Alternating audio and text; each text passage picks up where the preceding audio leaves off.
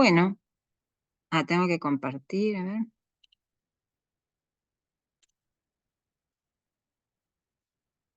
Profe, Sí, ¿va a empezar directamente con la unidad 2 o sí, le puedo hacer una consulta de la unidad 1? sí se puede, ¿sí?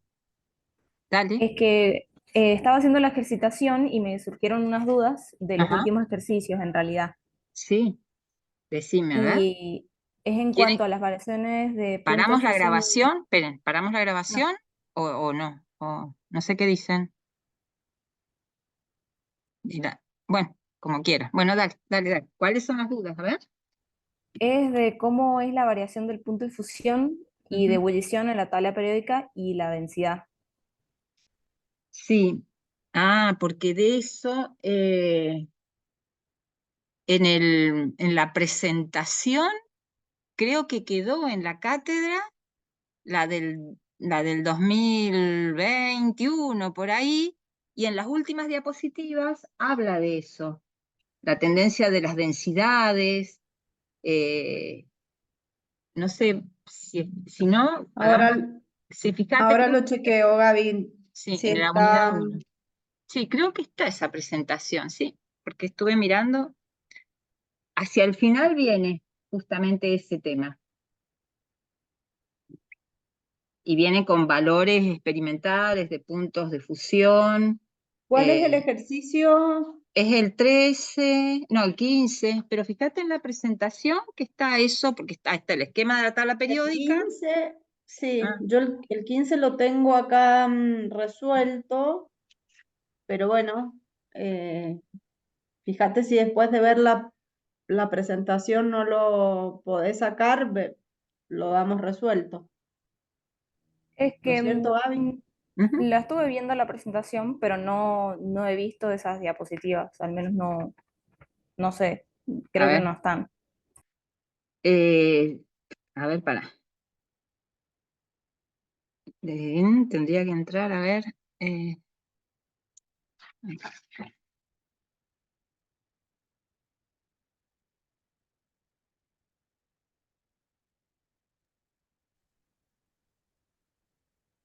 La densidad en realidad es como que hacia el centro de la tabla periódica encontramos los elementos que tienen mayor densidad.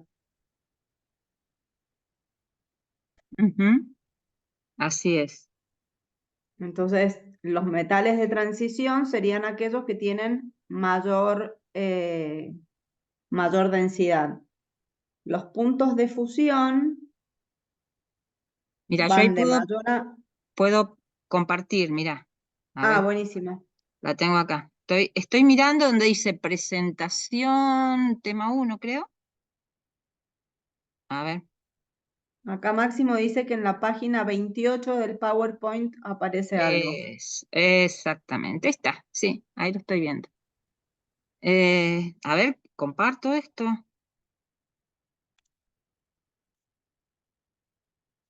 Sí, me parece que vas a tener que dejar de Ay, compartir el sí, enlace químico y... sí, sí, sí, sí. Ahí va. Eh, a ver, estoy acá. Ahí. ¿Ahí se ve? Ahí está. Fíjense en esa que dice presentación unidad 1, algo así dice. ¿Ven? Tienen allí cómo es la variación de los puntos de fusión y de ebullición en los metales alcalinos, en los halógenos, la justificación de por qué este comportamiento, puntos de fusión, ahí para los elementos del segundo período, ¿sí? Y la explicación allí. Y acá, miren, tienen una tabla periódica con marcados en anaranjado los elementos que tienen puntos de fusión superiores a los 3000 grados Celsius, wolframio, renio, carbono, valores intermedios, ¿ven? Es lo que les decía Bárbara. Bueno, Bárbara les hablaba de la densidad, ¿no es cierto vos? Ajá, que está al final, acá. Yo les Esta hablaba de la zona, densidad, ajá, pero bueno, más o acá, menos que se mantiene. es, ahí está. Fíjense acá, cerca de las densidades, estos violetas más oscuros son los de mayores densidades, y a medida que se aclara el violeta son menores las densidades. Acá tienen el rango para cada color. ¿Se ve? Conductividad. Sí lo ves. Ujú. Viste que tenés que acomodar también unos metales por conductividad. A ver, los metales, aluminio, sí, aluminio, oro, Es azufre, cobre, oro, y cobre. aluminio y después azufre y fósforo. Ujú. ¿Está? Bueno, Sí. bueno. Ahí en el Profe, chat, no sé si hay preguntas. A ver, miramos. yo del punto 11, profe. ¿Qué dice el punto 11? Dice, dos átomos tienen las siguientes configuraciones electrónicas. Y bueno, me Ujú, dan una hasta el 2P6 y la otra hasta el 3S1. ujú, La energía de ionización de uno es de 2080 kJ por mol y la otra es de 496 kJ por mol. ujú, Asignar cada uno de estos valores a cada una de las siguientes configuraciones electrónicas y justificar la elección. ujú. Y después dice la B, la segunda energía de ionización del átomo de helio será mayor o menor que la energía de ionización del átomo de hidrógeno, razonar la respuesta. Ujú. No sé yo cómo darme cuenta, o sea, cómo relacionar lo de la primera ionización con las configuraciones electrónicas. Vos fijate que ahí tenés, el primer elemento es un gas noble, Sí. ¿sí? Y cuando uno mira la configuración electrónica, ves que tiene todos los electrones apareados, con espines opuestas en cada orbital. La que está Ujú, al lado es el sodio, que le queda un claro. solo electrón 3s. Por lo tanto, como hablamos de energías de ionización, energías necesarias para arrancar un electrón, es mucho más fácil arrancarle al sodio un electrón, porque lo tiene solitario, que al helio, al neón. Por tanto, los 496 kJ por mol corresponden al sodio y los 2080 al neón. ¿Sí? Ah, ok. Y entonces lo justifico diciendo que uno está desapareado y el otro no, entonces es más fácil al desapareado Es agregarle menor energía.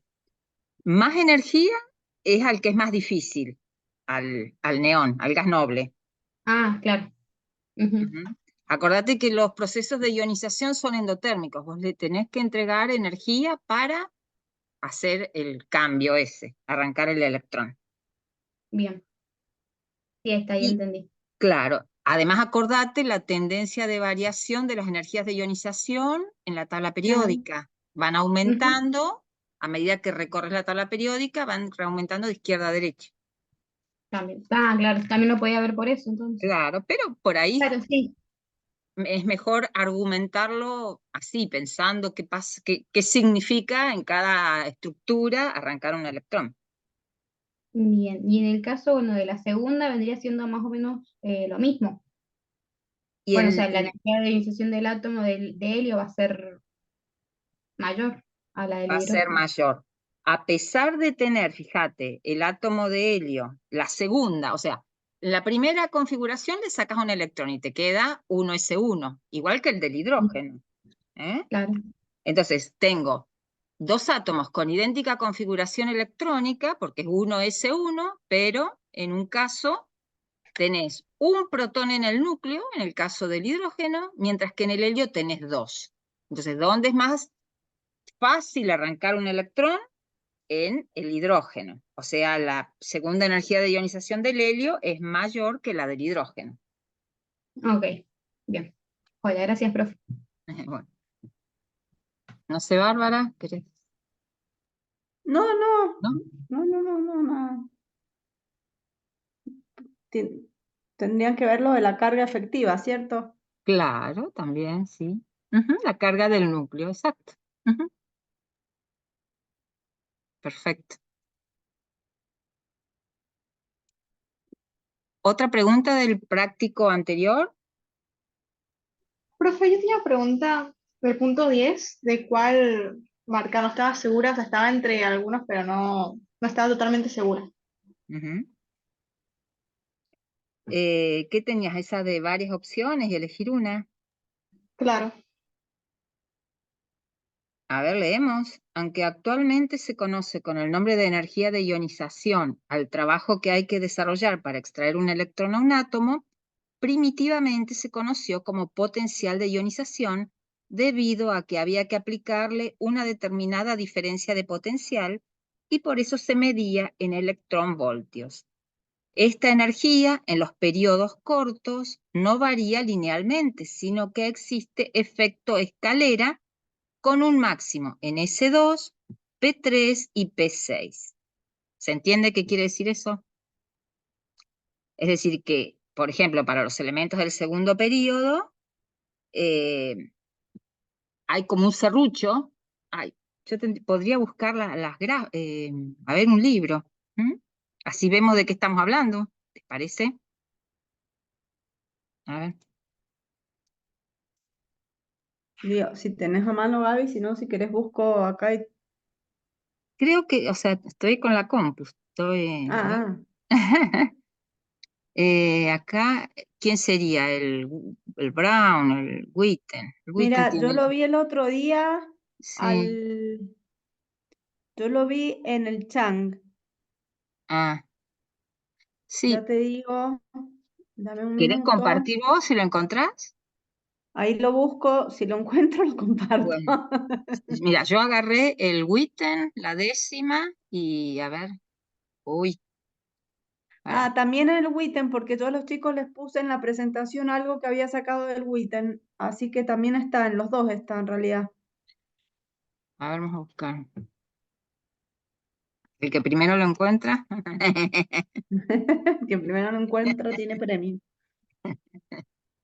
A ver, es en la parte de propiedades periódicas, capítulo 5.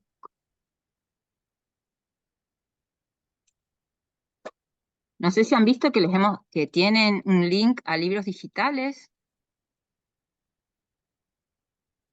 Ujú. Sí, Sí.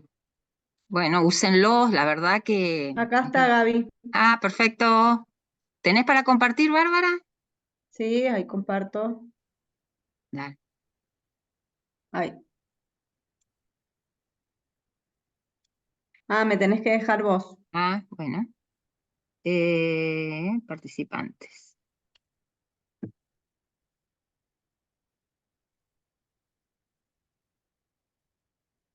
Uy, Bárbara, ¿dónde estás? Acá está. Bárbara, sí, acá. Eh, hacer listo, Bárbara. A ver.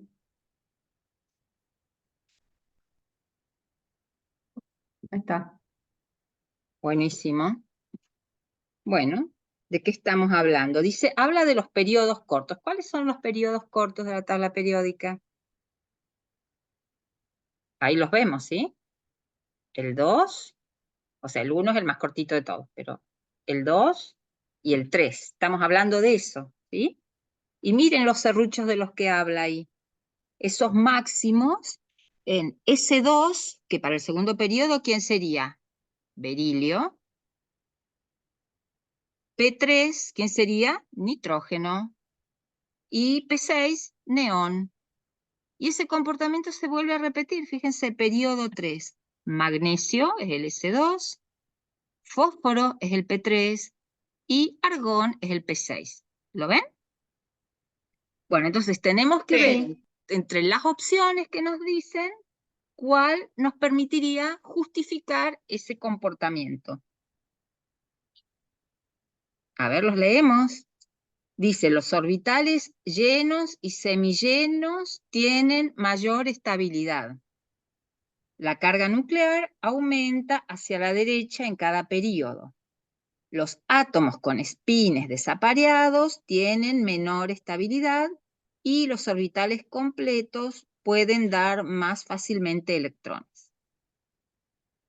¿Cuál sería de esas opciones la que corresponde a esto? ¿Qué vemos? S2 sería un orbital lleno, al igual que el P6. O sea, orbitales en realidad albergan 2 electrones, o sea que hay 3 orbitales P6, un orbital S, ¿sí? pero bueno, fíjense que en esos que nos mencionan, tenemos los orbitales S y los P llenos, y el que es P3 sería semilleno, porque tiene un electrón del subnivel P, uno por cada orbital. Entonces, claro, sí. la primera, la A, sería la respuesta. ¿Lo ven? Claro. Ujú. Sí, ahora sí. Sí, gracias, profe. Bueno, Ahí dejo de compartir. ¿hay otra duda? Van a tener una especie de rúbrica, ahora les voy a subir en el campus para que ustedes puedan evaluar en cierto modo cómo han comprendido la unidad 1 y o sea, los ejercicios que han realizado, y en función de eso que respondan todos, lo tienen que responder todos, por supuesto, podemos nosotros también ver dónde hay que hacer algún tipo de hincapié o de refuerzo para... Acuérdense que les comenté el otro día, y creo que la profe también les ha dicho algo al inicio, que la modalidad de enseñanza que se plantea para la UTN a partir de ahora es un poco distinta de la que veníamos trabajando habitualmente. A ustedes, por suerte, los engancha en segundo, así que lo van a poder aprovechar mejor. Pero justamente eso es la idea, que puedan ustedes ver cuánto han asimilado de cada unidad. Perfecto, sí, es así. Por lo tanto, estos intercambios que están proponiendo nos parecen fantásticos y que deben ocurrir. Pero para poder hacer esto, también ustedes tienen que trabajar desde las casas, o en las facultades, es decir, para que surjan estas dudas muy interesantes que han planteado hoy, es necesario un trabajo previo, y que bueno, se ve que lo están haciendo, así que no se pierdan, sigan así. Eh, nos, nos parece muy bien esto. Este espacio de intercambios está muy bueno. No sé si tienen otras preguntitas.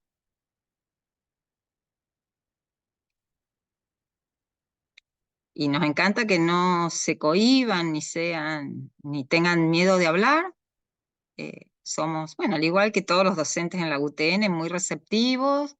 Se puede dialogar con los docentes, somos comprensivos, escuchamos. Así que bueno, aprovechen. Bueno, ¿no hay más preguntas? ¿Quieren que empecemos entonces? Bueno, la idea, bueno, largamos entonces. Ahí está, ahí está. Bueno, ahí se ve. Sí. Bueno, Sí. bueno, la clase de hoy va a abordar la primera parte del enlace químico, que es lo que han hecho ustedes en química el año pasado. Sin embargo, este año es como que le damos otra perspectiva. El abordaje es más integral, o sea, es otra la mirada que hacemos del enlace para poder explicar una serie de propiedades, de comportamientos, de observaciones. Por lo tanto, si ustedes se preguntan por qué es importante estudiar el enlace químico en química inorgánica, podemos decir que, por ejemplo, me permite comprender por qué diferentes sustancias, aun cuando están constituidas por un mismo tipo de átomo, tienen comportamientos diferentes. Por ejemplo, el grafito, el diamante, son diferentes sustancias que ambas están constituidas por el elemento carbono. Sin embargo, las propiedades, las aplicaciones, las características de uno y otro son totalmente diferentes. Entonces, para poder comprender esto, tenemos que estudiar el enlace químico. También podríamos decir, bueno, ¿y por qué? A ver, otra pregunta. el dióxido de carbono es una molécula no polar, mientras que el agua es una molécula polar, si ambas están formadas por 3 átomos. Entonces allí vamos a través del enlace químico, comprender cómo es la geometría molecular y cómo es la molécula. Entonces, en general, a partir del enlace químico, del conocimiento, podemos comprender cómo se comportan las sustancias, cómo son sus propiedades físicas, sus propiedades químicas, y bueno, este es el motivo por el cual vamos a estudiar este tema. Bueno, Gaby, ¿querés ¿sí? ponerlo como presentación? Ah, ¿no está como presentación? No, se ve la como, El borde negro, pero yo lo puse en modo presentación. no, se ve así chiquitito al lado y A ver. Ah, sí, sí, estoy viendo.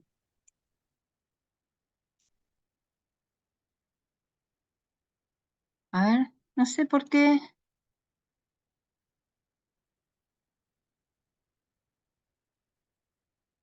A ver ahí. Ah,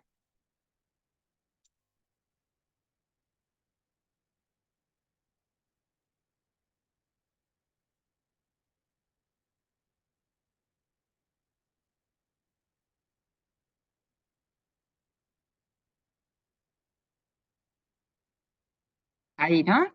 Ahora sí. A ver ahí. ¿O se sigue sí. viendo? Ahora sí, profe. Sí, sí. Ahora sí. Bueno, van a ver que esto tiene mucha similitud con lo que ustedes vieron el año pasado. Incluso, para recordatorio, para los que se hayan olvidado, quedó un videíto de la profesora Cristina Quiroga en el campus, nuestros en el aula de inorgánica, nos apropiamos, nos compartieron un videíto donde en el año 2020, creo que fue, explicaba este tema. Incluso esta diapositiva la han visto. Entonces, ¿por qué los átomos se enlazan entre sí? Justamente para adquirir configuraciones de mayor estabilidad, de menor energía potencial. Para nosotros, siempre, esa idea de estabilidad va asociada con idea de menor energía potencial. Y es entonces así que vamos a la definición de la IUPAC. Hay un enlace químico entre 2 átomos o grupos de átomos cuando las fuerzas que se establecen entre ellos permiten la formación de un agregado con la suficiente estabilidad para que pueda ser considerado una especie independiente. Esto quiere decir que la especie que se formó es más estable, tiene menos energía que los átomos individuales o los grupos de átomos que se enlazaron. ¿Se entiende? Si no, no hay enlace. Si lo que se forma no es más estable, no hay enlace. También vieron el año pasado una clasificación amplia acerca de los enlaces, poniendo énfasis en la fuerza. Enlaces fuertes, también llamados interatómicos o intramoleculares, y los enlaces débiles o intermoleculares. Los enlaces fuertes son los responsables de la estabilidad de las moléculas, ¿sí? Mientras que los enlaces débiles son los responsables de las propiedades macroscópicas de las moléculas. ¿De qué estamos hablando? De puntos de fusión, puntos de ebullición, conductividad, tensión superficial. Y que en realidad a nosotros los enlaces débiles, son los que más nos interesan porque nos permiten comprender el comportamiento de la materia. Cuando vienen enlaces fuertes o interatómicos, vieron el enlace iónico, el enlace covalente y el enlace metálico. ¿Se acuerdan cuál era la característica? Este ejemplo que está acá arriba es la formación de un enlace de tipo covalente. ¿Se acuerdan cuál es la característica de este tipo de enlaces? Sí. Que hay compartición de electrones y se da entre no metales. Muy bien. Ajá. Hay compartición de electrones, entre no metales, y si tuviéramos que decir alguna propiedad periódica en forma general, elementos de altas o bajas energías de ionización o afinidades electrónicas, ¿qué diríamos? ¿Cómo son los no metales en cuanto a las energías de ionización? ¿Tienen elevadas o bajas energías de ionización? Elevada. Elevadas, claro. Ajá, también podemos decir elementos electronegativos, o sea, con esas palabras nos referimos a estos elementos. El ejemplo que está abajo corresponde a un enlace de tipo iónico. ¿Cuál es la característica del enlace iónico? El metal cede electrones al no metal. Muy bien. Cuando un metal cede electrones, ¿se oxida o se reduce? Se oxida. Oxida. Se oxida, muy bien. Y el otro, el que gana electrones, se reduce. Ven aquí que no hay electrones en común, como en el caso del cloro, sino que hay iones, ¿sí? Entonces, cuando representan un compuesto covalente, sí, hacen líneas que representan pares de electrones para representar esa compartición de electrones, pero cuando formamos iones, no se comparten electrones, ¿sí? Se forman iones. El enlace metálico enseguida lo vamos a referenciar, porque antes vamos a ver cuál es la relación entre la diferencia de electronegatividad y el tipo de enlace. Entonces, cuando las diferencias de electronegatividad entre átomos es 0, caso del cloro que vimos recién, el enlace es covalente, covalente no polar. A medida que se incrementa la diferencia de electronegatividad, pero se siguen compartiendo electrones, aparecen enlaces covalentes polares, y a grandes diferencias de electronegatividades, enlaces iónicos. Entonces podemos decir que el carácter covalente del enlace disminuye de arriba hacia abajo o aumenta el carácter iónico del enlace. ¿Estamos hasta ahí? Y ya que hablamos de diferencias de electronegatividades 0, porque los núcleos atómicos que se están enlazando, o los átomos que se están enlazando, son idénticos, aparece allí el enlace covalente no polar. ¿Qué es lo que caracteriza ese enlace covalente no polar? Que los electrones o los dos átomos comparten por igual el par de electrones. Es decir, hay una distribución simétrica de la nube electrónica en torno a ambos núcleos. Los electrones comparten, o sea, cada núcleo atómico atrae a sus propios electrones y a los que comparte con el otro átomo. Y los atraen por igual. Aquí vamos a ver cómo es esto de que se forma la molécula de hidrógeno. Entonces, tenemos acá, ¿sí?, dos átomos aislados. Aquí está representada la nube, o sea, configuración electrónica 1s1, porque se trata de átomos de hidrógeno, y podemos ver que la nube electrónica es simétrica porque el orbital S es esférico en torno al núcleo. Cuando estos átomos están bien separados, no existe ningún tipo de interacción entre ambos. Cuando hablamos de interacción, hablamos de fuerzas atractivas y repulsivas. A medida que se van aproximando los átomos, las fuerzas atractivas de un núcleo sobre los electrones del otro átomo comienzan a ponerse de manifiesto. Es decir, las fuerzas atractivas se van intensificando a medida que los núcleos de los átomos se van acercando.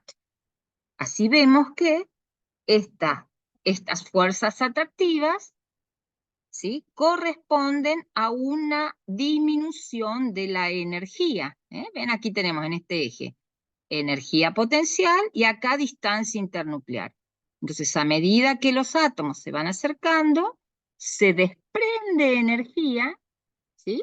Acuérdense, las formaciones de enlace desprenden energía y las rupturas de enlace la absorben. Entonces, a medida que los átomos se van acercando, comienza a disminuir la energía potencial. ¿Hasta cuándo?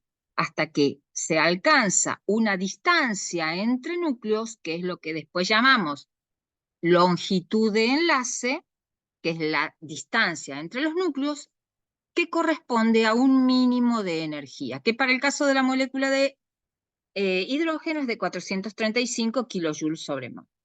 Aquí podemos ver entonces que la molécula se formó cuando se desprendieron 435 kilojoules y la distancia internuclear es de 74 picómetros. Si a partir de ese estado de mínima energía los átomos se acercan cada vez más, sigue disminuyendo la energía, la distancia internuclear, vemos que las fuerzas repulsivas se hacen intensas y aumenta abruptamente la energía potencial. Entonces, ¿cuándo se formó el enlace? Cuando se estableció aquí esa situación de equilibrio entre fuerzas atractivas y repulsivas, pudiendo entonces establecer energía de enlace y longitud de enlace. Esto que vemos acá es lo que se llama, es el abordaje de la formación de un enlace siguiendo la teoría del enlace de valencia, que enseguida vamos a repasar. Bueno, entonces, ay, no veo acá, no sé qué dice arriba porque me lo tapa, pero bueno. Enlace covalente polar. Enlace covalente polar, gracias. Entonces, ahí tenemos. ¿Qué pasa cuando los átomos o los núcleos atómicos que interactúan no son de la misma especie? Como por ejemplo, recién eran hidrógeno. Entonces, cuando los átomos que forman la molécula son diferentes y por ende tienen diferente electronegatividad, se forman enlaces covalentes polares. Ejemplos: el cloruro de hidrógeno, que es el que está acá representado, el agua. Entonces, en el cloruro de hidrógeno, fíjense que el cloro, por ser más electronegativo, atrae hacia sí a la nube electrónica con más intensidad. Esto genera un delta de carga negativa sobre el más electronegativo y un déficit electrónico en torno al menos electronegativo o más electropositivo. ¿Cómo representamos que el enlace es polar? De esta manera. Este es el dipolo, dos polos, uno positivo y otro negativo. Dado que el momento dipolar de una molécula es un vector, podemos representar mediante este vector que tiene, ¿ven? El cruce positivo sobre el átomo más electropositivo y la flecha apunta hacia el más electronegativo. Entonces, ahí podemos ver. El momento dipolar se representa con esta letra griega mu. Esto representaría una molécula no polar caracterizada por una distribución uniforme de la nube electrónica en la molécula. Y acá tendríamos una molécula polar con un delta de carga positiva. Ven que está más afinada la nube electrónica en torno al hidrógeno, si se tratara del cloruro de hidrógeno, y más densa en torno al átomo más electronegativo. Bueno, ahí tenemos el enlace entre A y B, donde A es menos electronegativo que B. Entonces los electrones estarán más tiempo en torno al más electronegativo, ¿sí? Entonces así se representa un enlace polar. El momento dipolar de un enlace es un vector. ¿Cómo se calcula el momento dipolar? Como el momento de una fuerza. Por ejemplo, cuando en física vieron momento de una fuerza, ¿qué hacían? El producto entre la fuerza y el brazo de palanca. Bueno, aquí también. El momento dipolar se calcula como el producto de estas cargas, de estas densidades de carga que se han generado por la distancia que las separa. El enlace iónico. Profe, ¿Sí? Decime. ¿Este año vamos a calcular el momento ese o no? No. No, porque eso se hace experimentalmente, se pone la molécula polar en un campo eléctrico. Cuando el campo eléctrico está apagado, las moléculas están todas desordenadas y después cuando encendes el campo eléctrico, se orientan y eso te genera una disminución del valor de ese campo eléctrico y eso te permite calcular el dipolo, o sea, el momento dipolar. Pero no lo vamos a calcular. Ujú. En realidad, Ok. intentamos ir, como les decía, más todo esto aplicado al comportamiento, a las propiedades de los compuestos. Bueno, y acá, ¿qué tenemos representado? Un cristal de una sal, cloruro de sodio. La unidad del enlace covalente es la molécula, pero la unidad del enlace iónico no es una molécula, es un cristal. ¿Qué es un cristal? Es una estructura tridimensional altamente ordenada, formada por la alternancia de aniones y cationes. Ven aquí cómo, cuando vieron propiedades periódicas, tamaños de los iones, vieron que los cationes eran más pequeñitos y los aniones más grandes. Bueno, las esferas celestes más grandes representan los aniones, cloruro, y las esferitas más pequeñas, los cationes, sodio. Esa es una estructura cúbica, donde si miramos, por ejemplo, el catión sodio está rodeado por 4 aniones cloruro en el mismo plano, otro para abajo y otro para arriba.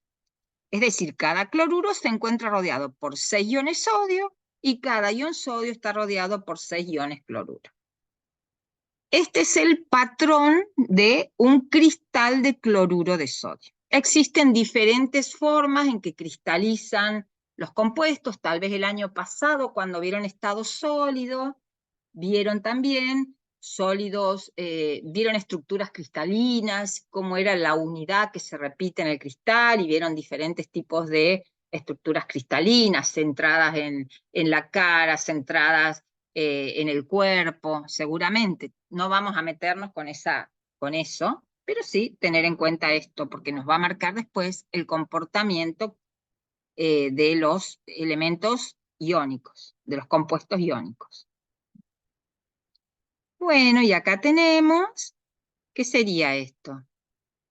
La representación de el enlace metálico de acuerdo a la teoría del mar electrónico, del mar de electrones. Aquí tenemos un metal de transición, en el cual los núcleos atómicos, o sea, los cationes metálicos, ¿sí?, están fijos en posiciones fijas en el cristal, ¿sí? Esto es una estructura cristalina, y los electrones que perdió el átomo, están libres de moverse por todo el cristal.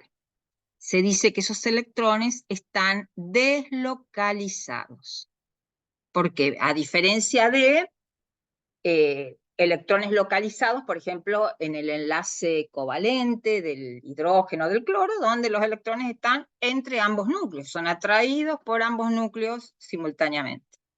Sin embargo, acá, miren en esta animación, cómo tenemos los cationes metálicos en posiciones fijas, esto es un cristal, y los electrones móviles deslocalizados que se mueven a lo largo de todo el cristal y pertenecen a todo el cristal. Estos electrones son los que después nos van a permitir explicar propiedades como la conductividad térmica, la conductividad eléctrica, el brillo de los metales.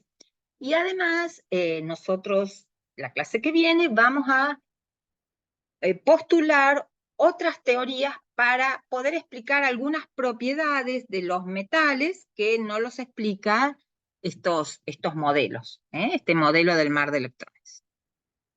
Si quieren interrumpirme, háganlo, no hay problema. Bueno. Eso es entonces de esa gran clasificación, enlaces fuertes, enlaces débiles, era lo que correspondía a enlaces fuertes. Eso de la fortaleza tiene que ver con la energía necesaria para romperlos. Después vemos acá unos valores experimentales, pero antes vamos a ver los que se denominan enlaces débiles o intermoleculares. Estos son los que los que mencionamos, y vamos a ver cada uno de ellos. Bueno, ¿por qué entonces se llama enlace fuerte? Acá tenemos el caso de romper el enlace oxígeno-hidrógeno para dar 2 átomos de hidrógeno y un átomo de oxígeno. Estamos rompiendo estos enlaces.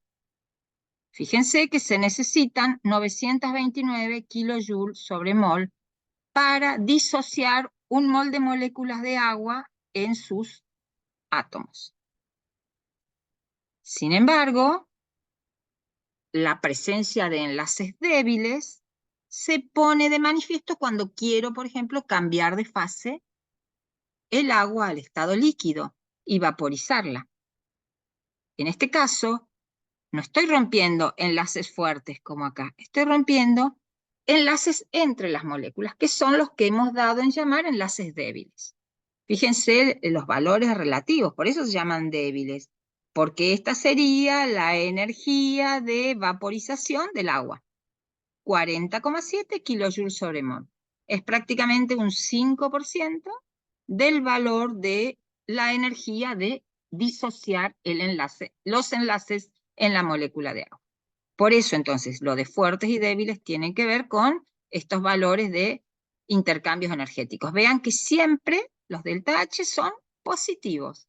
Significa que estos procesos de ruptura de enlaces son endotérmicos.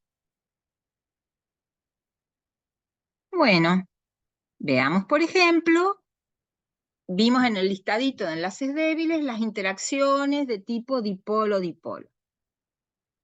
¿Se acuerdan cuando aparecían este tipo de fuerzas de atracción, dipolo-dipolo?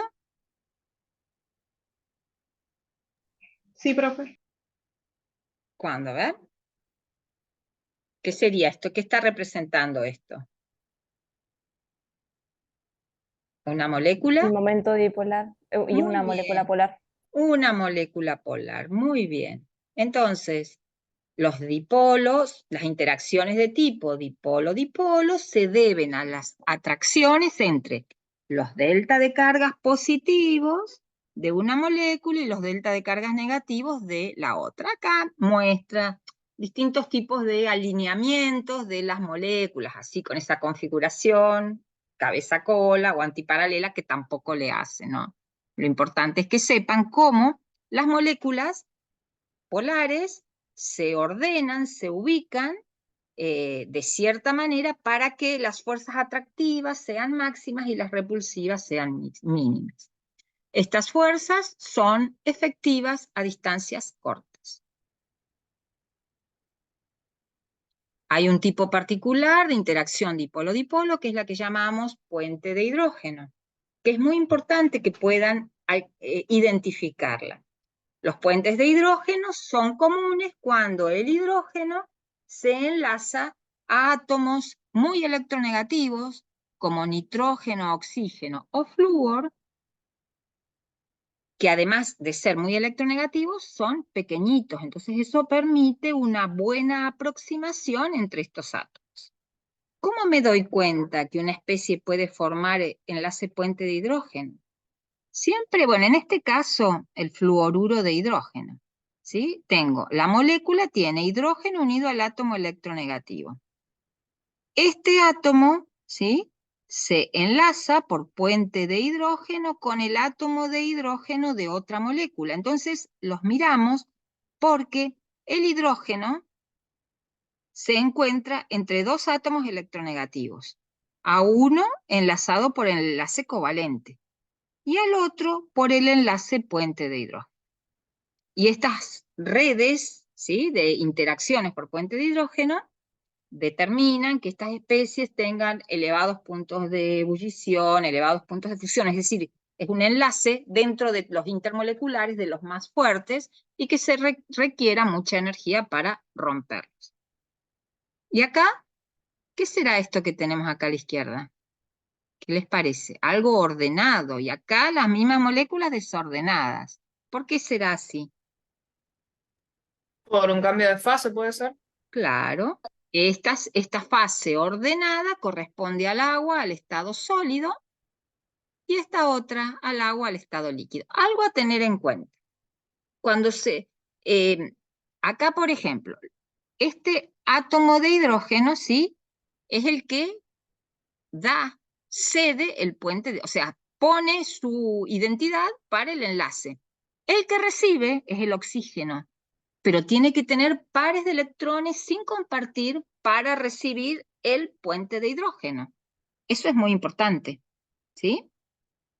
Acuérdense que en el agua el oxígeno tiene 2 enlaces covalentes con los hidrógenos y 2 pares de electrones sin compartir. A través de esos pares forma el enlace puente de hidrógeno, ¿sí? Por lo tanto, una molécula de agua, ¿cuántos enlaces por puente de hidrógeno puede formar? 3. A ver, sería 1 cuando este hidrógeno se une a un oxígeno. Un segundo, este hidrógeno a otro oxígeno. Y acá, mirá, recibe un puente de hidrógeno de esta molécula de agua porque tiene 2 pares de electrones sin compartir y otro por acá. Entonces, las moléculas de agua pueden formar hasta 4 enlaces puente de hidrógeno, con 4 vecinas. ¿Se ve?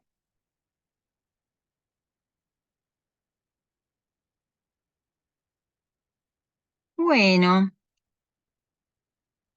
Y acá, por lo que dice, se debe tratar de las interacciones dipolo, ¿ustedes cómo le llamaron? Fuerzas de dispersión de London, dipolo inducido, lo pueden encontrar como dipolo instantáneo, dipolo inducido, no sé, han usado esas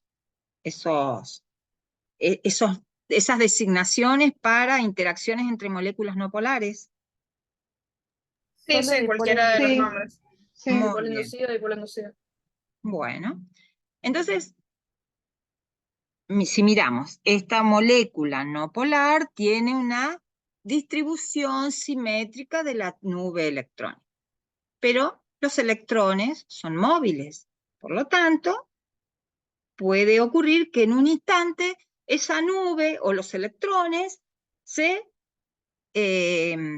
distorsione esa distribución simétrica de la nube y, por ejemplo, los electrones se vengan hacia acá, quedando toda esta zona del átomo, de la molécula, puede ser un gas noble, que son moléculas monoatómicas, toda esta zona con déficit electrónico.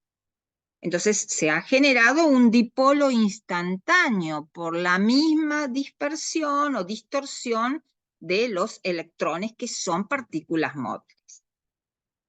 Este dipolo instantáneo, ¿qué va a hacer? Que una molécula vecina no polar se tenga que distorsionar la nube electrónica para adecuarse a esa vecina que tiene distorsión de la nube electrónica. ¿Se ve? Entonces, esta rojita, en la cual se indujo un dipolo o se generó un dipolo instantáneo, indujo en la vecina un dipolo inducido. A estas interacciones, que son muy débiles, son de corto alcance, tienen que estar muy próximas las moléculas entre sí, se las suele llamar fuerzas de dispersión de London. Ustedes las deben haber llamado dipolo inducido, dipolo inducido. Algunos lo llaman dipolo instantáneo porque son esta distorsión de la nube es generada por el mismo movimiento de los electrones, entonces dipolo instantáneo, dipolo inducido. A diferencia de las moléculas polares, donde los dipolos son permanentes, en estas no polares los dipolos son instantáneos, son momentáneos. Este tipo de interacción es la que permite explicar por qué los gases nobles pueden licuarse, por ejemplo, o moléculas no polares, o por qué podemos almacenar, no sé, en los encendedores el gas, el butano, en forma líquida. ¿Cómo pueden licuarse? Bueno, por estas interacciones, las moléculas de los hidrocarburos son no polares. ¿O por qué podemos comprar nitrógeno líquido? ¿Sí? ¿Por qué podemos u oxígeno líquido? justamente porque entran a jugar estas interacciones para que se produzca el cambio de fase de un gas a un líquido. Es necesario que las moléculas se acerquen, se aproximen y empiecen a establecer interacciones. ¿Y cuáles son estas interacciones? Estas que estamos mostrando. ¿Sí?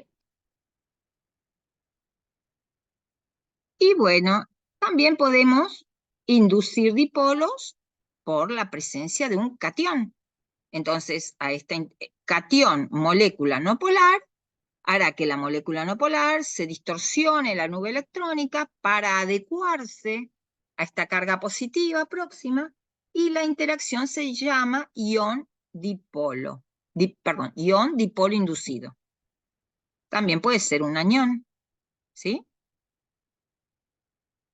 A esto, por lo cual un ion o una molécula polar producen esta distorsión de la nube electrónica, se lo llama polarización, que no es lo mismo que polaridad, ¿sí? La polarización es la facilidad de la nube electrónica de ser distorsionada por la presencia de un ion o de una molécula polar. ¿Dónde será más fácil o qué moléculas son más polarizables? Las más voluminosas, las que tengan mayor área de contacto, mayores puntos para interactuar con un ion o con una molécula polar, donde los electrones más externos estén débilmente atraídos por el núcleo. Eso nos va a permitir explicar por qué. Tienen un ejercicio en la guía. Los puntos de fusión y de ebullición en los halógenos van aumentando del flúor al yodo. El yodo es sólido, el bromo es líquido, el cloro es gaseoso y el flúor es gaseoso.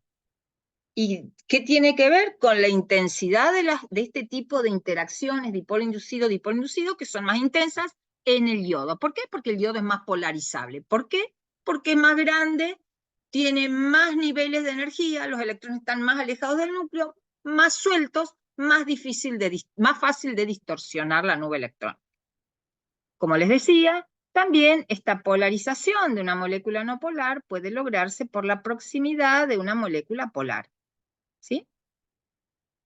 A esa interacción se la llama dipolo-dipolo inducido. Hablamos entonces, o sea, lo que está ocurriendo es una deformación temporal momentánea de la nube electrónica. Esta deformación de la nube electrónica depende de la polarizabilidad de la molécula. Lo que les decía, es la susceptibilidad de las nubes electrónicas de ser distorsionadas por la acción de un ion o un dipolo. ¿Está? Sí, ¿podría repetir la diferencia de la polarización con la polarizabilidad? Sí, la polarizabilidad es la facilidad o susceptibilidad de una nube electrónica de ser distorsionada, deformada, por la presencia de un ion o de una molécula polar. Sí. La polaridad es una propiedad permanente, o sea, esta polarizabilidad es instantánea, momentánea, desaparece. Se fue el catión y desapareció esta distorsión de la nube. Se alejó la molécula polar y desapareció esto. Entonces son distorsiones instantáneas, momentáneas. Sin embargo, la polaridad es la propiedad de moléculas polares de ser eso, polares. Es una distorsión o un corrimiento de las densidades de carga permanente en la polaridad. En la polarizabilidad es algo momentáneo. Bien, Entonces, ¿está gracias. bien? Bueno, Sí, sí. bueno, Profe, sí, cuando estaba diciendo lo de dipolo inducido, que dijo que era la deformación temporal de la nube electrónica, depende de sería polaricidad. polarizabilidad ¿Eh? de esta, de la no polar. O sea, las que son polarizables son las que son no polares. ¿Sí? Porque Bien. las que son polares siempre tienen dipolos de manera permanente. Las polarizables se genera un dipolo momentáneo por la presencia de un ion o de una molécula polar. Ok, gracias. Bueno, y acá, ¿qué vemos? ¿Qué se imaginan que es esto? Esto es un cristal, ¿eh? Podría ser el cloruro de sodio que vimos recién. Y acá, miren las moléculas de agua. Las interacciones entre, o las fuerzas atractivas entre cationes y aniones son muy intensas. Son fuerzas entre cargas eléctricas. ¿Se acuerdan qué ley rige la fuerza de atracción entre cargas eléctricas en reposo? No sé si vieron, bueno, física todavía no deben haber visto la física, la electricidad, ¿no? La ven este año. Pero están regidas por la ley de Coulomb. No sé si en el pre siguen, si siguen dando física, tal vez lo vieron. Sí, creo que dan física. Bueno, ¿se acuerdan? ¿Qué dice entonces? La fuerza de atracción entre esos aniones y cationes es proporcional al producto de las cargas que se están atrayendo e inversamente proporcional a la distancia que las separa al cuadrado. Esa es la ley de Coulomb que rige la intensidad de las fuerzas atractivas de estos aniones y cationes en el cristal. Son muy intensas las fuerzas atractivas. Cuando se acercan moléculas de agua, ¿sí?, se posicionan de manera que sus centros negativos se aproximan a los cationes, sus centros positivos a los aniones. Si bien es cierto que las interacciones ion-ion del cristal son muy intensas, cuando muchas moléculas de agua rodean este catión, esas interacciones, ¿de qué tipo serán? ¿Cómo las llamamos a esas interacciones entre una molécula polar y un ion? Sería Ion dipolo. ion-dipolo. Entonces, muchas interacciones ion-dipolo logran vencer las fuerzas atractivas anión-catión, separan al catión del cristal, lo aíslan, lo rodean, y a ese proceso se lo llama solvatación, haciendo referencia a que el solvente produce este efecto, o hidratación, cuando el solvente es agua. Cuando hablemos de hidrólisis, sales que no se hidrolizan, vamos a referenciar a esto. El anión cloruro no se hidroliza, se hidrata. Le pasa esto, ¿sí? El anión cloruro, este verdecito, se rodea de moléculas de agua que lo hidratan. Entonces, este fenómeno que se denomina hidratación o solvatación es un ejemplo de una interacción de tipo ion-dipolo. Y acá tenemos una escala relativa de las intensidades de estas fuerzas de interacción. En el tope, las interacciones ion-ion de un sólido iónico. Luego, ion-dipolo, fíjense las puentes de hidrógeno, son de las más intensas, ¿sí? Y bueno, luego las dipolo-dipolo, dipolo-dipolo inducido, dipolo-inducido, dipolo-inducido, menores. Pero bueno, esto es, digamos, una manera de ver las intensidades relativas de estas fuerzas atractivas y que nos van a permitir saber por qué una sustancia funde antes que otra, porque hay que considerar la intensidad de estas interacciones. Cuando ustedes hablaron el año pasado de fuerzas de Van der Waals, Sí, un poco. un poco, bueno, de todas estas no es un solo tipo de fuerza. Las fuerzas de Van der Waals son aquellas en las cuales intervienen dipolos. Las puentes de hidrógeno, dipolo inducido, estas de acá se llaman en conjunto fuerzas de Van der Waals, ¿sí? Por si se les presenta. Bueno, algo a tener en cuenta. Las propiedades de los enlaces son tres: longitud de enlace, geometría de enlace y energía de enlace. Todas propiedades se determinan experimentalmente. ¿Qué es la longitud de enlace? Distancia internuclear, los 74 picómetros para la molécula de hidrógeno, por ejemplo. La geometría de enlace es la disposición, la organización en el espacio de los enlaces, de los átomos. Vamos a hablar enseguida de distintos tipos de geometría, Y energía de enlace es la energía que se requiere para disociar un mol de enlaces de una sustancia covalente en su estado gaseoso en átomos en estado gaseoso. Antes de hablar de energía de enlace, veamos las geometrías moleculares. Moléculas del tipo AX2, ¿sí? Tienen geometría lineal con ángulos de enlace de 180 grados. Por ejemplo, el dióxido de carbono podría ser el dicloruro de berilio. Moléculas de tipo AX3 tienen geometría trigonal planar, como los compuestos del boro, del aluminio, que es así. El átomo central, el A, y los X en los vértices de un triángulo y ángulos de enlace de 120 grados.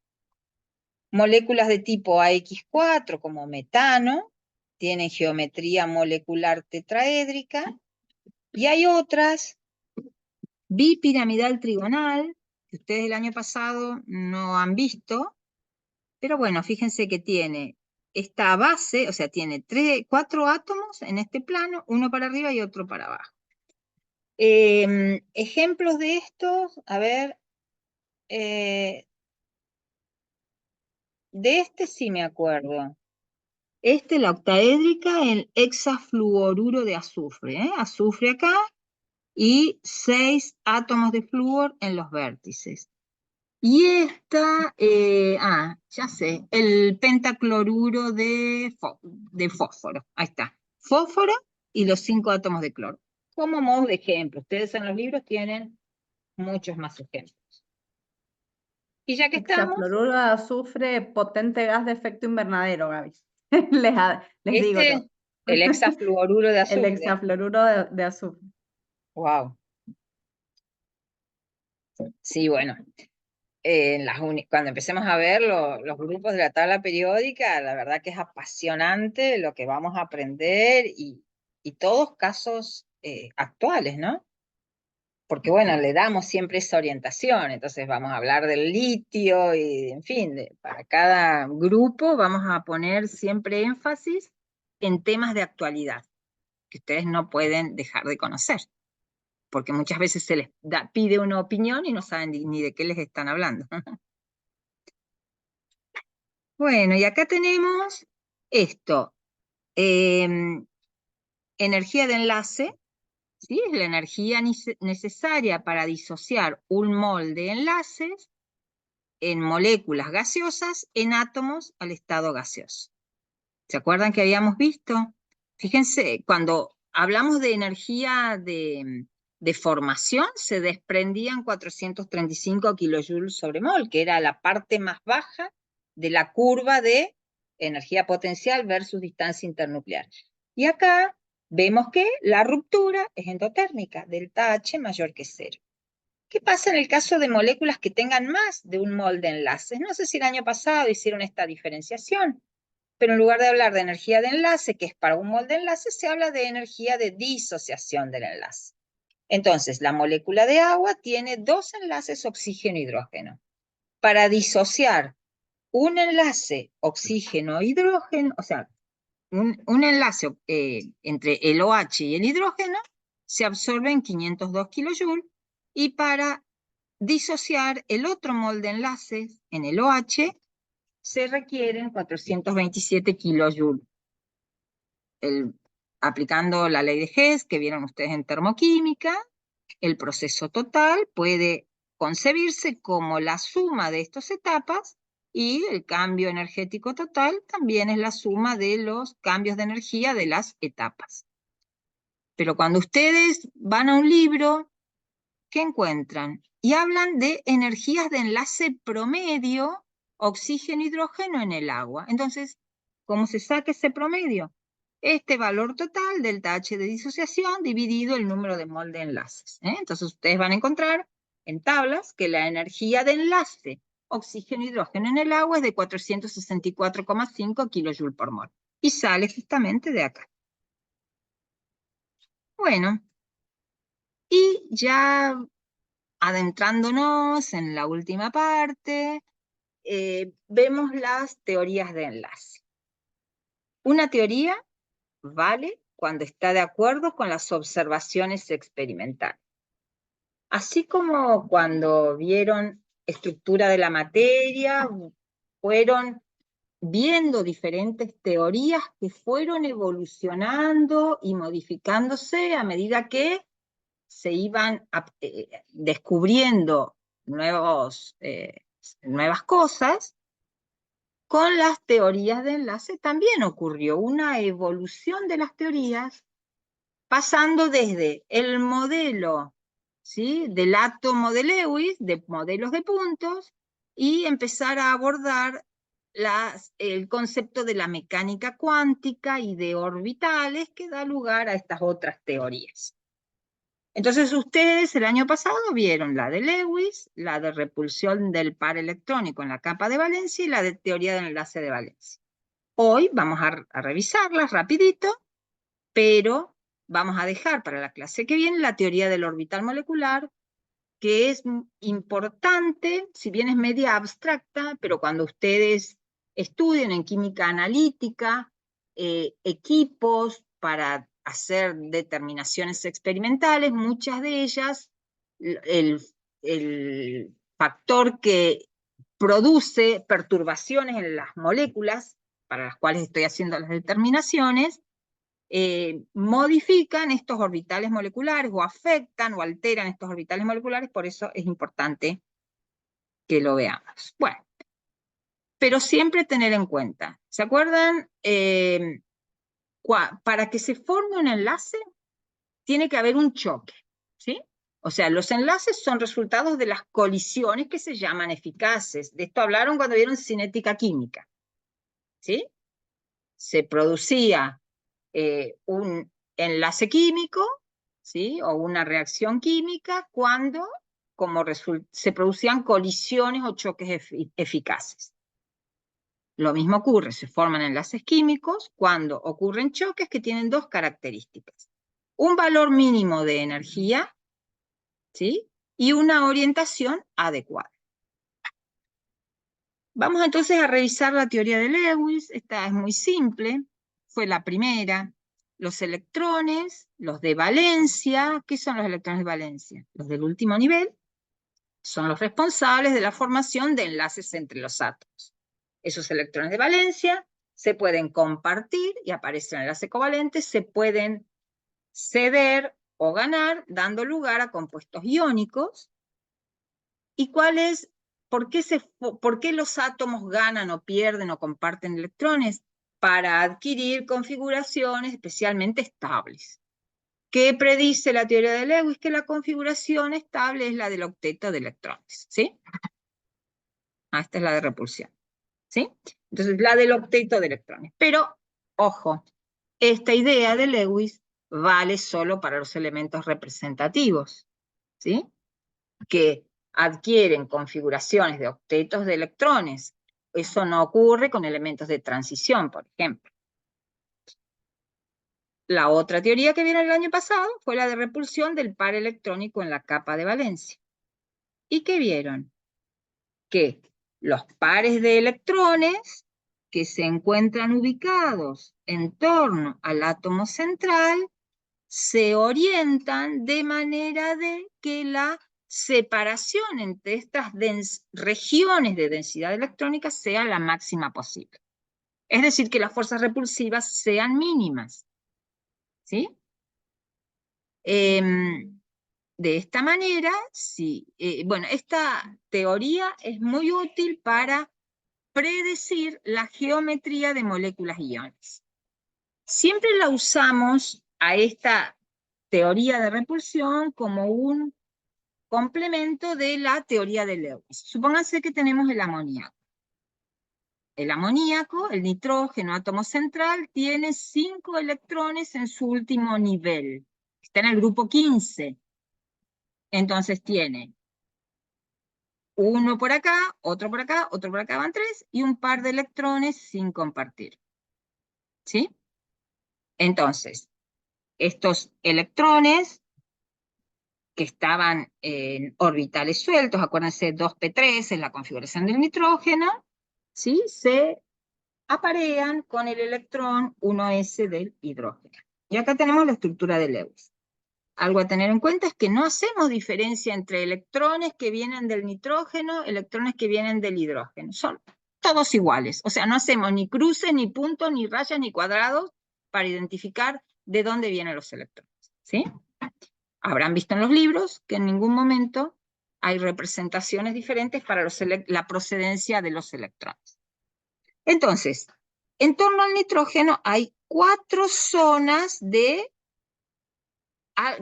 grandes densidades electrónicas. Una la constituye este par, otra este enlace, otra esta y esta otra.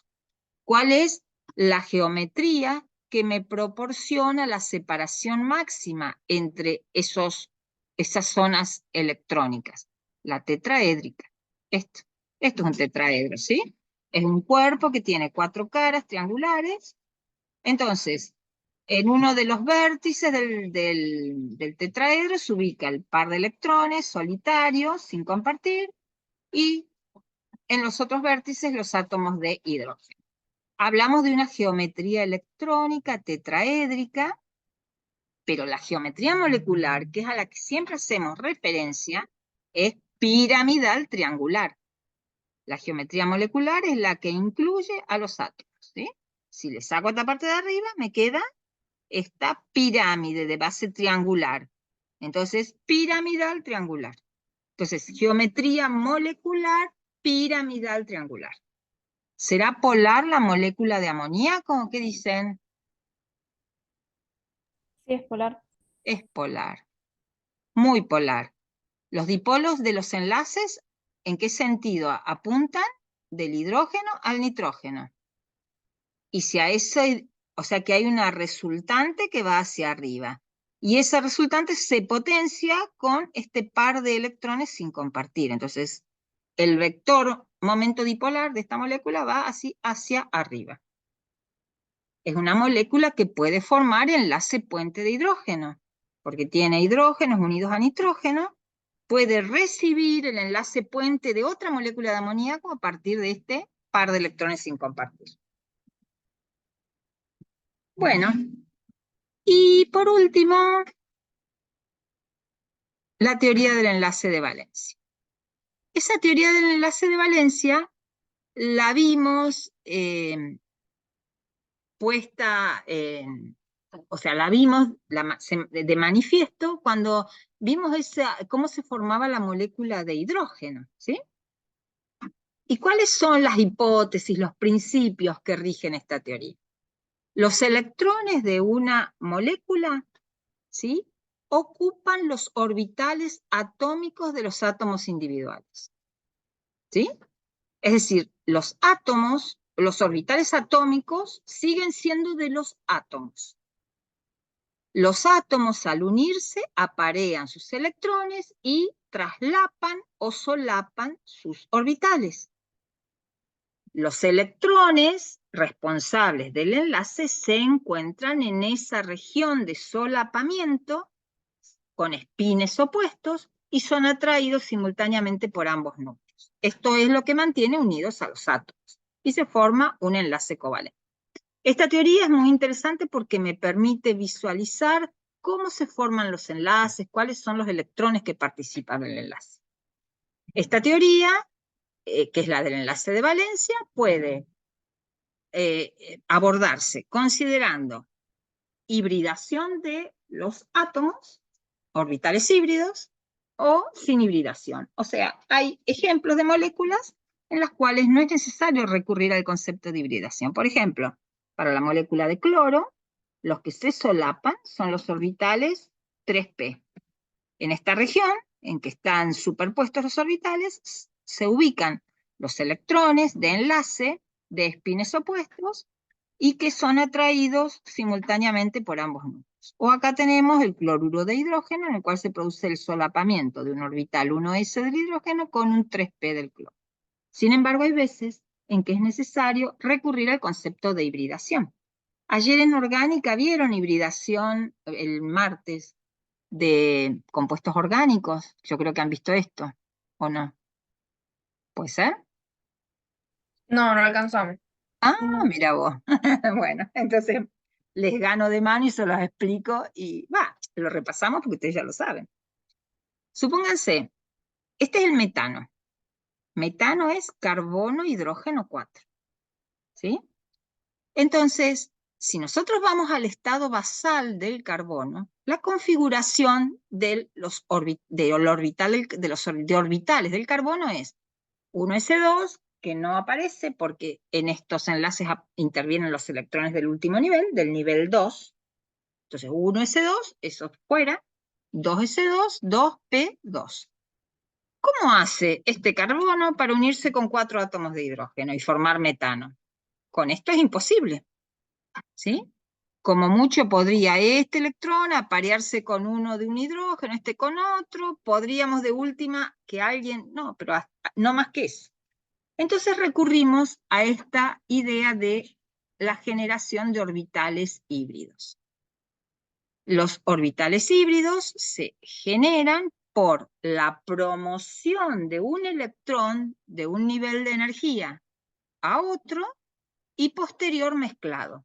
Entonces se promociona, estos acá están en el mismo nivel, pero en realidad el subnivel 2s está energéticamente más abajo que el 2p. Entonces se promociona un electrón, uno de los electrones de este par a un orbital 2p y se mezcla un orbital 2s con los 3 orbitales 2p, dando lugar a 4 orbitales híbridos sp3, cada uno con un electrón, porque la cantidad de orbitales híbridos que se formó, 4, es igual a la cantidad de orbitales atómicos que se mezclaron. Y la cantidad de electrones es la que tenía. No invento, no puedo, se cumple el principio de conservación de la materia. Por lo tanto, ahora sí, el carbono, que tiene estos orbitales sp3 con un electrón desapareado cada uno, puede solaparse con los electrones 1s de 4 átomos de hidrógeno. ¿Cómo es un orbital sp3? Y es una mezcla de un s con 3p. Y da lugar a esto, tiene un lóbulo grande, un orbital sp3 tendría un lóbulo grande y otro más pequeñito que generalmente se omiten. Se representan solo los lóbulos grandes. Esos lóbulos se dirigen hacia los vértices de un tetraedro. Entonces la geometría del metano es tetraédrica. El ángulo de enlace es el que corresponde a un tetraedro, 109,5 grados. Los enlaces, estos que se forman por el solapamiento frontal entre un orbital híbrido y un orbital S puro del hidrógeno, se llaman enlaces sigma. Los enlaces sigma se caracterizan porque la nube electrónica es simétrica en torno al eje que une ambos núcleos. ¿Se recordaron esto?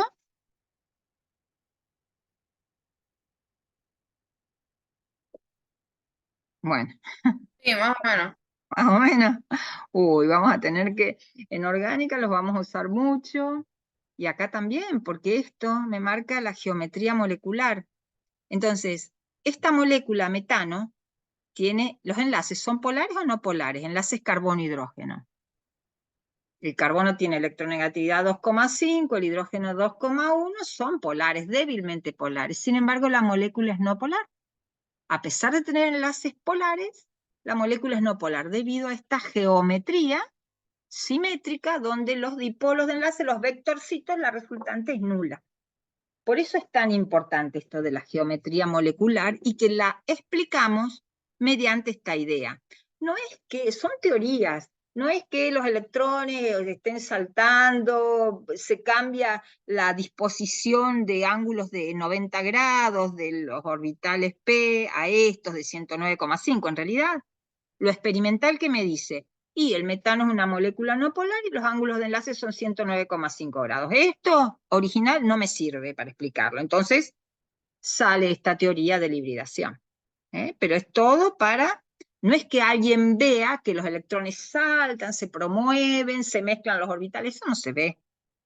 Sino que estas teorías están de acuerdo con lo experimental. Y es lo que vale. Y bueno, acá se formaron 4 enlaces sigma. entre los orbitales sp3 del carbono y los orbitales 1s del hidrógeno. Hay veces que, acá tenemos el caso del eteno o etileno, en el cual la hibridación del carbono es sp2.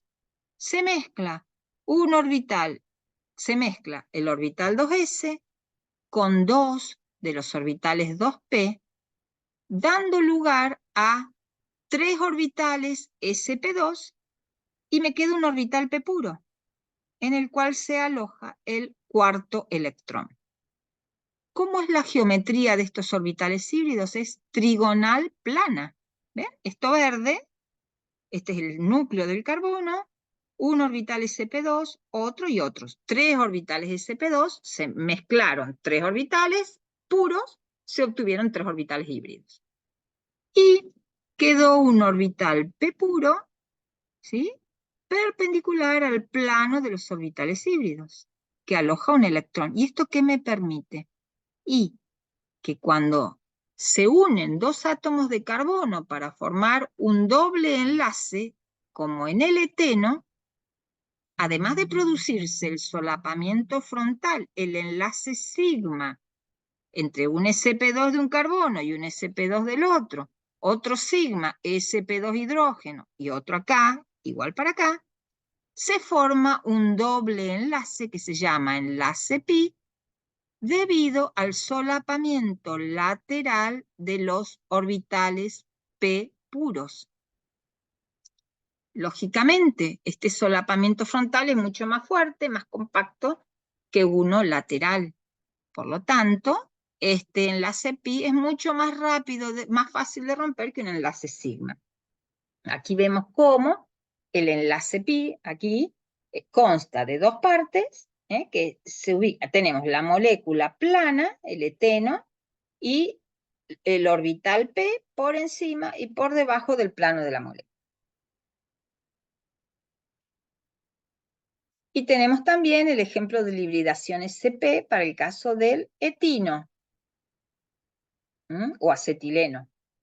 Es carbono, hidrógeno, carbono, carbono, hidrógeno, triple enlace acá. Entonces se mezcla un orbital 2s con un orbital 2p, dando lugar a 2 orbitales híbridos sp, quedando 2 orbitales puros, que son los originales, con un electrón cada uno. Entonces, estos orbitales sp se disponen a 180 grados, son estos lóbulos, ¿sí?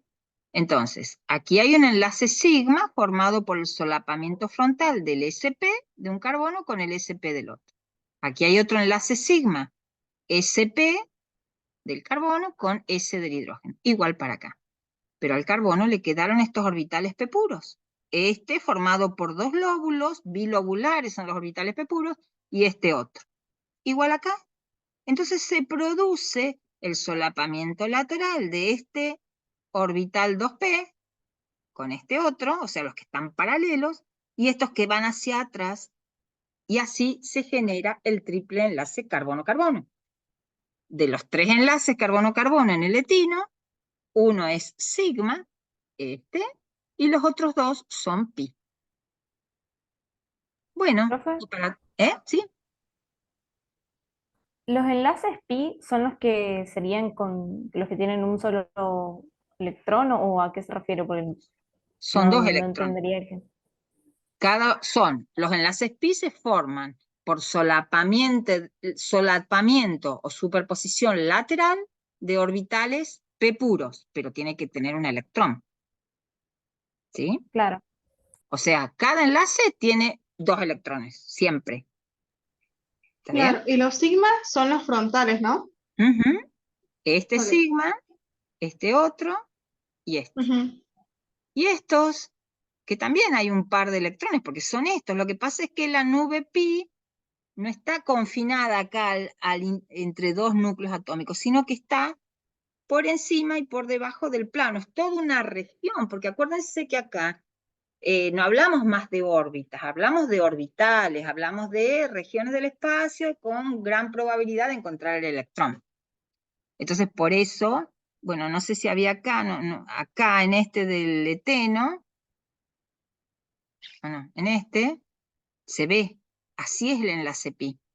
O sea, acá venía un lóbulo, el otro, pero los electrones se pueden encontrar en esta región o en esta otra, en los enlaces pi. Siempre primero hay un sigma y después aparecen los pi. No puede haber enlace pi solito, ¿eh? Tiene que haber siempre un sigma antes. Y por último, veamos cómo es la molécula de CO2. A ver acá que viene. Esto ya es teoría, eso lo vamos a ver la próxima. Esta es la molécula de CO2. A ver, carbono, oxígeno, oxígeno. ¿Molécula polar o no polar? No polar. No, No polar. polar. Muy bien. ¿Los enlaces son polares o no polares?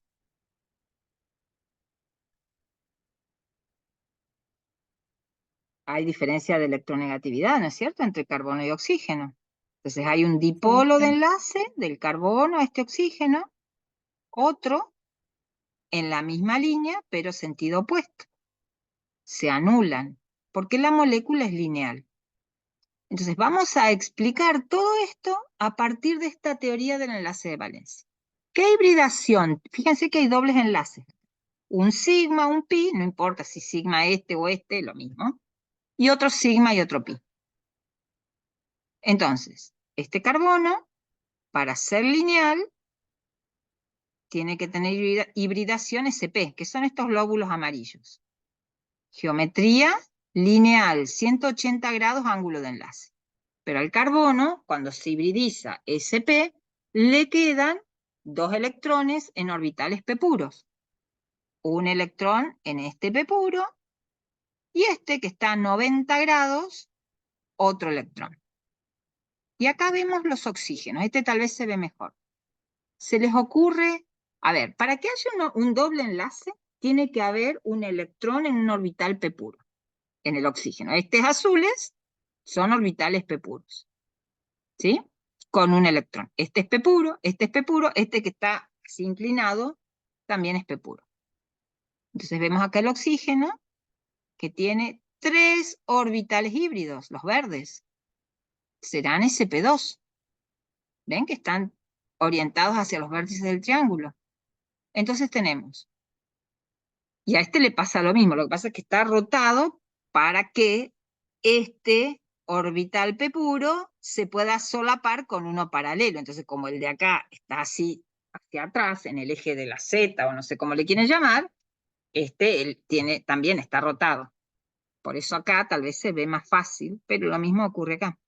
Entonces, acá tenemos un enlace sigma formado por solapamiento frontal del SP del carbono con el SP2 del oxígeno. Igual para este lado. Y tenemos un enlace pi, es uno solo, que consta de 2 partes, formado por el solapamiento de orbitales 2p del carbono y 2p del oxígeno. Y acá también. ¿Se ve?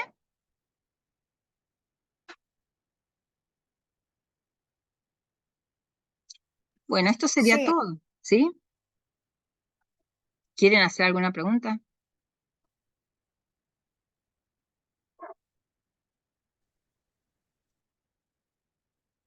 ¿Están todavía? Profe, Sí. ¿la hibridación del dióxido de carbono es SP2 o SP? O sea, los que se hibridizan son los átomos individuales. Entonces, el carbono es SP y el oxígeno es SP2. Ok.